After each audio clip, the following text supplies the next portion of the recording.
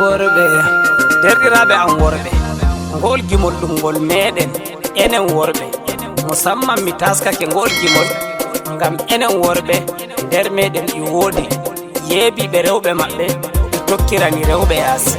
Non ɗum bo ɗum nafata ɗum nafnata en kabdu en canju Allah sancay.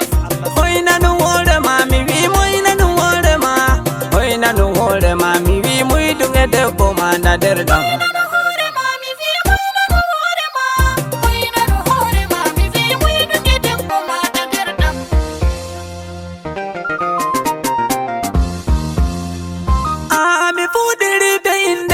Jawmirawo rabba walli tamteni ɗo hami famtina jamaje ngo holgimol ɗum ngol meɗen derɗiraɓe worɓe, ko moye nana fama famtina jamaje.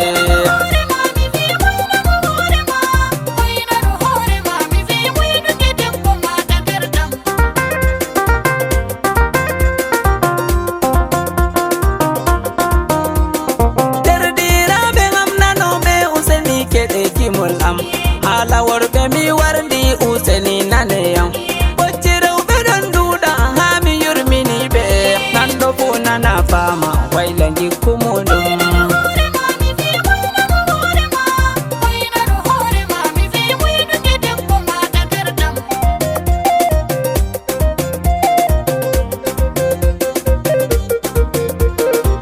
Sakiraɓe ngam nanoɓe nda kubaruji feere, woodi debbo keddu am feere sinkanimmi, o wi hatanmi wallahi tegal ngal heyyam, sey mi ƴamtimo nder ɗam ɗume billa maɗa, mi laari gorko ma i jogi ma juuɗe ɗiɗi, nde e fattude o laamo yettimo jogaɗe, ƴamdu maɗa feere ɓornugal ma feere, sey o jabatanmi ɗum gonga on na yewti, mamin kam mi dilli dole on mi hoota.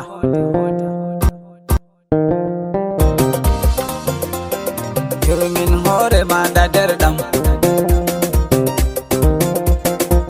debbo man no yeccatanmi gorko maako joɗatako, nage gorko dilla kuugal be maako ñallatako, jemo bo o dilla yirde sey duniyaru ɗani, emi joɗi feere ammi rena o wartatako, caka jemma sey o warta oɗo tabbanammi yolle, ko o wartama o kasi be am o yewtatako, ko Allah o wulatako kuje feere kam o nyukkan, gite am o joɗa ewna rewɓeji mako yaasi, ono Allah derɗira o eno hakke hoore maɗa, hakke debbo maɗa tanama mana.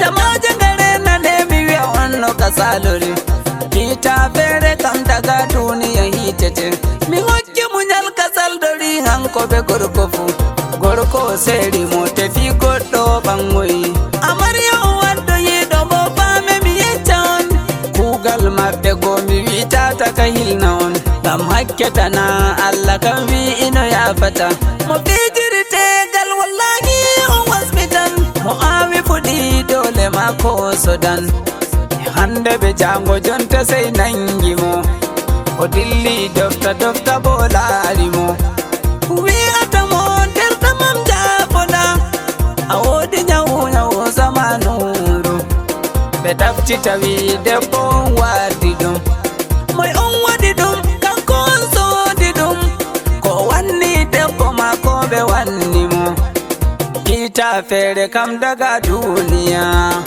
derɗiraɓe en kule Allah.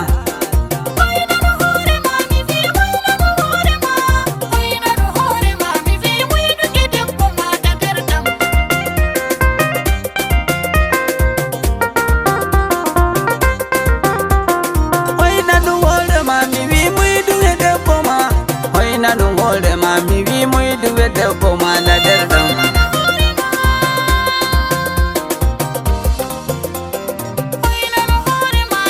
Toy heɗitoɓe yam nanoɓe gimi am lamba gotel. Gimol ngol mi waddani en inde magol bondi worɓe. Toni Allah muyi rewɓe rene gimol je moɗon.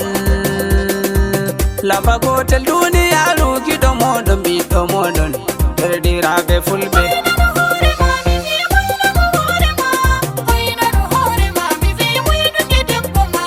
Moynanu hoorema mi wi moynanu hoorema, moynanu hoorema mi wi moyduɓe debbo mana nder ɗam. Mo Allah hokki musical studio pulako Yusuf lamba gotel duniyaru. On jarama.